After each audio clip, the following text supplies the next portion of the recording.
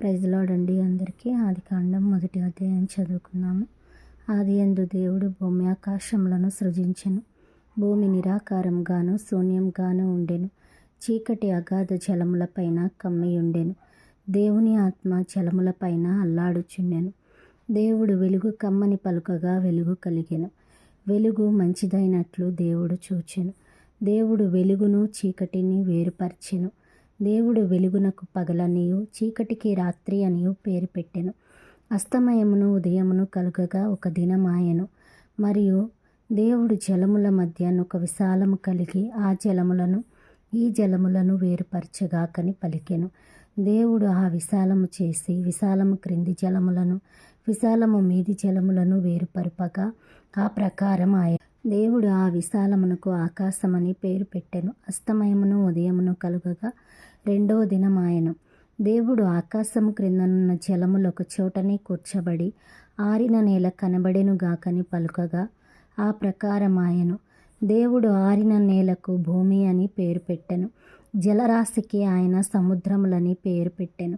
అది మంచిదని దేవుడు చూచెను.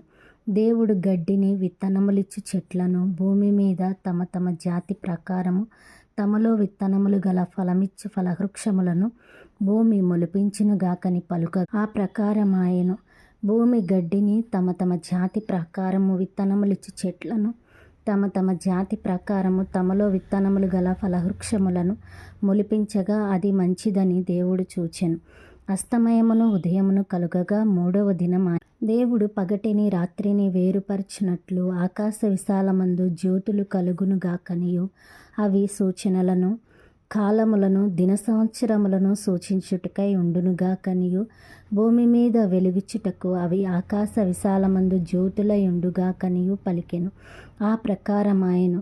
దేవుడు ఆ 2 గొప్ప జ్యోతులను అనగా పగటిని ఏలుటకు పెద్ద జ్యోతిని రాత్రిని ఏలుటకు చిన్న జ్యోతిని నక్షత్రములను చేశాను. భూమి మీద వెలుగిచ్చుటకు పగటిని రాత్రిని ఏలుటకు వెలుగును చీకటిని వేరుపరచుటకును దేవుడు ఆకాశ విశాలమందు వాటి నుంచెను. అది మంచిదని దేవుడు చూచెను. అస్తమయమును ఉదయమును కలుగగా 4వ దినమాయెను.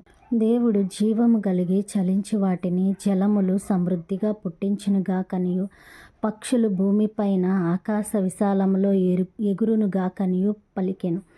దేవుడు జలములలో వాటి వాటి జాతి ప్రకారము జలములు సమృద్ధిగా పుట్టించిన మహామత్స్యములను జీవము కలిగి చాలించు వాటన్నిటిని దాని దాని జాతి ప్రకారము రెక్కలు గల ప్రతి పక్షిని సృష్టించే మంచిదని దేవుడు చూచెను. దేవుడు